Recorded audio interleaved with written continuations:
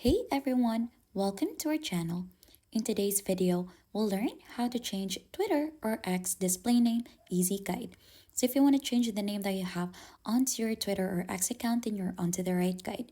So just log in first onto your Twitter or X account. So make sure that you're onto the right account. Right after, click onto the profile icon here onto the upper left, click onto profile, and you should get redirected here onto the screen. Right after, just click onto edit profile in here and you should be able to see name in here.